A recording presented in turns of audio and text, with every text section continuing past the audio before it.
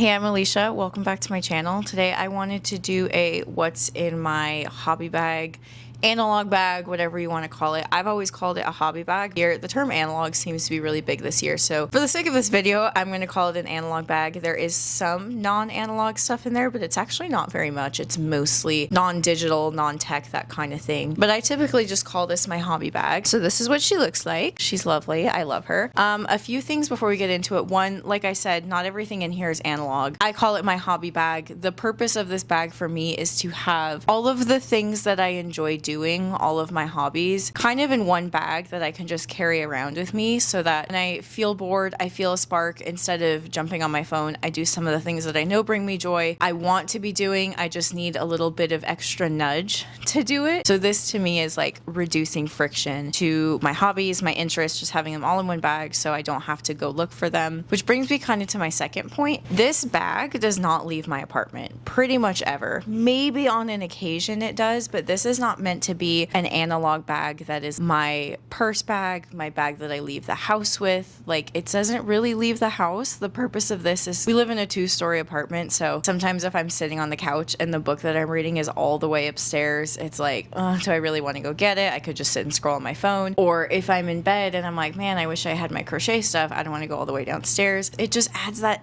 extra little level of friction that it would be nice just to have this bag to carry it around with me. And also, like, what I'll do at the end of the night is maybe I'm sitting on the couch downstairs, I've got my books, I've got my word searches, I've got my knitting projects, I've got, you know, all of these things. I've got a water bottle, I've got a lemon seltzer, and then I want to go upstairs and I'm like gathering all of this up like a gremlin and like trying to walk upstairs and not drop everything. This solves that problem. So I've been using this bag specifically for this for about 6 months. Okay, I'm hoping that this mic situation works. But so this is my bag. My best friend actually got this for me when I got married last October, so about 10 months ago. It has a picture of my cat Pepper on it, and it says my parents are getting meowied. We love Pepper. This was such a nice gift. She gave it to me like when we got to our wedding weekend, and I used it to just carry all of like the random bride things you need to have with you throughout a weekend. So it kind of immediately became like a catch-all bag, and then when we got back from the wedding, it became my hobby bag. So first thing we have here on the front, this is just a little lotion. I just bought this refillable lotion tube on Amazon because I like the idea of having lotion in here at all times. I have a few little hand creams. I think I have one in here as well. Buying this and just refilling this with whatever big thing of lotion I have has been really helpful, because buying tiny lotions like this, like from Ulta or Bath and Body Works or whatever, can be so expensive because I go through lotion so fast here because it's Arizona, so it's really dry. And two, it's also kind of wasteful because like this amount of plastic, if you're buying this and you're going through like one a week, one every other week, that's a lot of just wasted plastic. So I just bought this one that I refill, and I refill it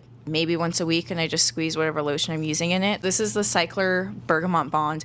I love the Cycler brand. Their lotions are great. Their body soaps are really great. I really like their body wash, but that's not what this video is about. Okay, so that's the front of the bag. The back of the bag has a couple little pockets. So this first pocket here on the right just has some tools, I guess. In my mind, this is the tool pocket. So I've got some highlighters, pens, pencils, just kind of clipped to the side there. And then inside, I've got a couple things. I've got this little hooks and needles, if it'll focus. I got this from Hooks and Needles. It's just like a little needle holder. You just twist this thing off, and then you've got, you know, just a handful of like sewing needles for like yarn projects. If I need to like weave in my ends or like sew bits of a project together, I don't have to go down to my craft corner. I have my needles. And along those same lines, I also have scissors in here. Some little scissors in there. I think these were also from Hooks and Needles. I love Hooks and Needles. I'm going to do a video on them at some point. I wish I went through projects fast enough to get them once a month, but I have it frozen right now. But they send little trinkets and stuff like this in all their boxes. So I just keep those in here. So I basically have everything I need to like continue whatever project I'm currently working on, if that makes sense. So this middle pocket here can hold books. This used to hold my journal, but now my journal's inside. Now it holds two of my favorite things. These are word search books. So I love a word search. Crosswords to me use too much mental power. Sudoku uses too much mental power.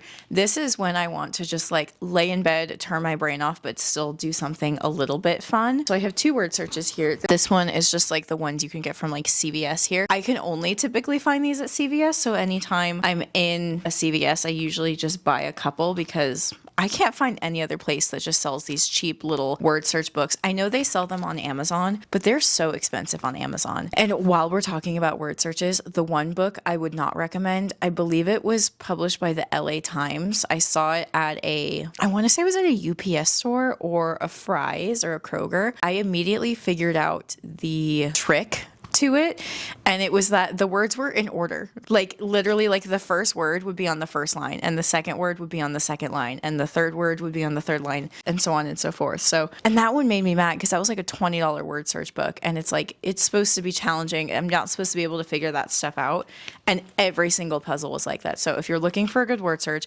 do not buy the LA Times. These little word seek ones that you can just find like in the magazine section of like a Barnes & Noble, CVS. These are my favorite, and they're not terribly expensive. I think this one was like, yeah, this one was $4. It's not terribly expensive. The second one I have, I actually got at the Eurostar in Paris, and it is a French word search, which I thought was really fun because I've taken French. I've taken like 4 years of French. I don't remember much. I knew enough to get by for 2 days in Paris, but that was really just getting in a cab and giving directions to the hotel or like ordering at a restaurant kind of thing. Definitely not enough to hold a conversation or even ask a question outside of touristy things. So I thought it would be kind of fun to just do a word search in French that I got from France. So it was a nice little like fun souvenir that I get to use. It was really affordable. I think it was what, €4. So it also came with this yellow highlighter here. It kind of came in a kit like this. So I just put this highlighter over here. This last pocket here is kind of like, I don't want to say it's my beauty pocket, but it's kind of like my self-care pocket because again, if I'm using this bag, it's probably in the evenings. I'm probably like winding down for the night. I might be like lighting a candle, having some tea, kind of self-care vibe. So I like to keep a couple little self-care things in here. First is just a Laneige little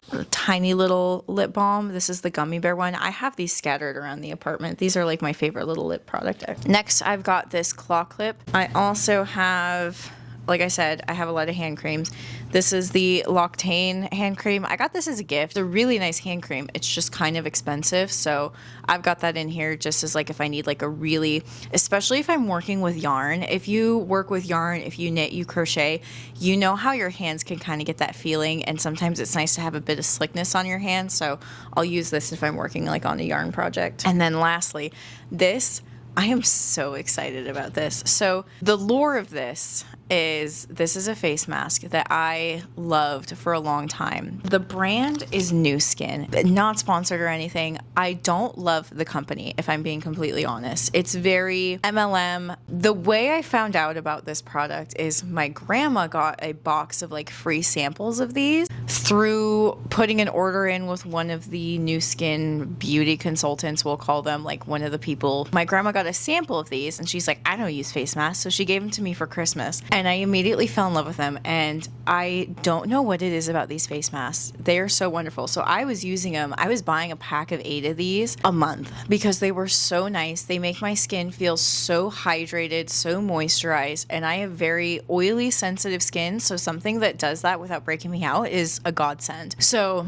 I was buying these like nobody's business. I was giving them in my bachelorette party. I put this in everyone's goodie bags. When I got married, like this is the face mask I used the morning I got married. Like it is magic. And I went to restock at one point in like January of this year and they were sold out everywhere. And it said they were out of stock and not coming back in stock. And I looked it up and it said that New Skin had discontinued it. And I was gut wrenched. I was absolutely heartbroken. So I had like 2 left. And so I did a bunch of research on the ingredients and I was trying to find face masks that had similar ingredients that would give a similar effect. I tried 2. One of them, I had an issue with the smell. It was very, very fragranced.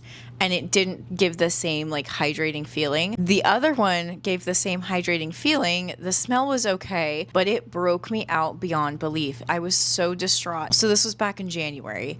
So fast forward, it's now July, and I like found one extra face mask like tucked away in a luggage bag, and it was like the best day ever. And so I got curious. I'm like, I wonder if they brought them back. And sure enough, they were just like rebranding the packaging of it. So I'm signed up for like a monthly membership of this now. But again, this is not sponsored. I think anytime I find a product that like I truly love, I've purchased the pack of 8 of these probably 10 times at this point. Like I live and breathe this face mask. I did one last night. So that was a really long rant. I just really like talking about this face mask. It's the New Skin Waterful Mask. Anyways, long story short, I keep a face mask in here in case I want to do a face mask while I'm crafting. Okay, I'm gonna put this stuff away and then we'll get in the pockets. Okay, so that's everything like on these outside pockets of the bag. So now we'll get into the inside of the bag. Okay, so first thing I have, this is a craft kit that I'm currently kind of testing right now. So my friend actually got this for me for my birthday. This is a half stitch project from the Craft Club, I believe is the name of the company. I've never done anything from the Craft Club before. I've never half stitched. I've never done needlepoint. So my friend got me this kit and she got the same one so that she lives 20 hours away from me. So she thought it would be fun if we did the same project together. So I've been working on this for a couple days now. I've got all of the pink flowers filled out and I just did this red flower up here. I'm doing all the flowers first and then I'll fill in with the black when I'm done. And I'm kind of like testing this now. So I got this and I thought it would be a really fun series to test a lot of these craft kits because I do hooks and needles all the time. I know that there are so many little craft kits out there, and as someone that spends a lot of their time crafting and a lot of their time doing arts, crafts, hobbies, that kind of stuff, I thought it would be fun to just do like a little video on each of them and talk about the pros and the cons. So I'm thinking about doing that for this. I've already kind of started that, but basically inside this little pouch holds all your supplies. So I've got all the string in there. I've got the instructions in there, needles and stuff. So hobby number 1 is this little half stitch project. This is a book that my husband got me for my birthday. I actually asked for this specifically because I saw an ad on TikTok Shop. It's called The Killer Isn't Alice, and it's like a murder mystery puzzle. It kind of gives the same energy to me as like a word search, but it's a little bit more hands-on. So the whole book is just names. Like every page in this book is just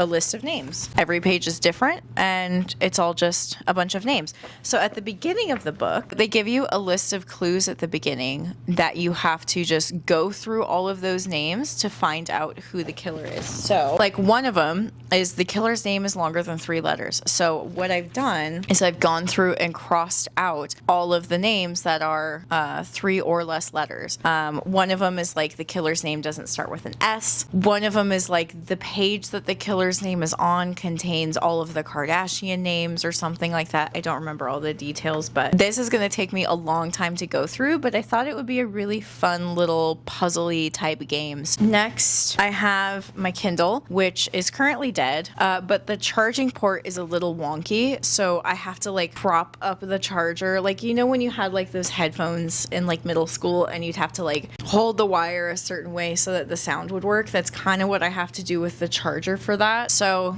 at some point I will probably be in the market for a new Kindle, but at the same time, I'm kind of leaning more into physical books and audiobooks. So I don't know. The only time I ever really use a Kindle is when I travel. So TBD, but I do have it in there. I just need to charge it. Along those same lines, I typically have one book in here. I'm someone that reads multiple books at one time. I usually read at least 1 or 2 fiction books and then probably like a longer nonfiction book that takes me a while to get through. So right now I have this nonfiction book in here. It's called Why We Sleep. This has been very interesting to go through. But yeah, I'll usually keep one book in here, just kind of depending on what I'm reading. Right now, the only other book I'm reading is Iron Flame, and that book is too huge to have in here, so we keep that one in here. Next, I have a knitting project that I'm currently working on. So this is actually a hooks and needles project. I have the little book in here. They're like fingerless gloves that I'm working on right now. These little mitt needle covers are actually a gift from my mother-in-law. Her mom used to knit, crochet, and so she's given me a lot of her crafting supplies. So got these cute little mittens on them, which are really nice. They do fall off. I don't know if they're quite the right size for this needle. I don't know if that's a thing, but I've got my little knitting project there. And then with that, I have the pattern from Hooks and Needles. I have scribbled out the wazoo on this sheet. This was my first knitting project, so I was really trying to write a lot in here and really keep track of it. This is my second project that I've done from this book. So when you get a project, you get this little pamphlet that has a handful of different projects. You pick whichever one you want to do. I've been doing the beginner ones, and it comes with like, I think 3 balls of yarn. Depending on the project you pick, you might have extra yarn. So the one that I happen to pick only used 1 ball of yarn for both fingerless gloves. So I'm making a second one since the first one was a little bit wonky. Anyway, so I've got my little pattern here, and there's also other stuff in this as well, just like knitting tips and stuff. Okay, we're getting to the end here. This is my like journal. I have a bit of a bone to pick with the way journaling has gone in today's day and age. If using a bunch of journals gets you to journal, then I think that's fine. But I think there's a lot of overconsumption right now with journaling, especially with those like leather bound journals where I have this journal for my grocery lists, and I have this journal for my diary entries, and I have this journal for organizing the home, and then I have this journal for memories, which is different than a diary. And it just can feel a bit like the journaling is more about the collection of journals and the organization of journals rather than just the journaling. That's just my 2 cents. But this is my journal. So I just keep one journal and I write in it until it's done. Tends to line up with about the end of the year. I don't journal every single day, but I do journal about at least 2 to 3 times a week. So this one I actually started the day we got back from our wedding. I'll make my to-do list in here. I'll do my planning in here. I will vent in here. I will talk about my feelings in here. Like anything that just needs to be written down, I need to work through in my mind, happens right in here. So that's my journal. I have a stray crochet hook in here. This is just like a size 5mm because it's the most common size I use. So if I want to quickly start a project, I can just get started with that. This is actually one of my favorite pens right now. I don't know if you can see it in the light. It is a fountain pen. I got one of these in Oxford actually, and I really liked it. So I got a bunch when I got home. So the back kind of pops off and it just looks like this. It's really nice. I used to use fountain pens all the time as a kid. My dad actually used to make fountain pens, so I had a lot of them growing up, so I just keep that in here as well. And then last thing, again, this isn't analog. I just keep my AirPods in here only because I like to listen to audiobooks all the time. So if I'm working on a word search or knitting or working on the needlepoint project, I'm probably also listening to an audiobook, so I'll just keep these in here as well. All right, that's pretty much it. That's everything that's in my little craft bag. Again, I just kind of carry this around the apartment with me so that I have all of these little things that bring me joy with me, so that when I get bored, if I've got some downtime, I don't just default to scrolling on my phone. And that doesn't mean like I'm anti-scroll or anti-TV. Like I'll do a lot of these projects while throwing on a show in the background. It just makes it a little bit easier to do the things that I know bring me joy that I might be a bit lazy and don't want to go get from wherever they are in the apartment. So again, I just kind of carry this around with me in the apartment. If I'm moving from one space to another, I'll bring it with me. Not always perfect, but it is a nice way to keep your top crafts on hand. Anyways, if you stayed this long, thank you so much. I'm having so much fun posting about crafting and my craft corner and like how I make candles and stuff. It's been really fun to talk about all of the like arts and crafts and projects that I enjoy and that are piquing my interest. So if you enjoy this type of like artsy, crafty, hobby style content, definitely consider subscribing. I'm planning on really diving into all of my hobbies and all of my crafts. Like I said, I'm going to start a series about going through some of these craft kits that you can buy online. I want to get into jewelry making again. Hope this inspired you to make your own little hobby bag to carry around your apartment and have all of the things that bring you joy at arm's length. Thank you for watching.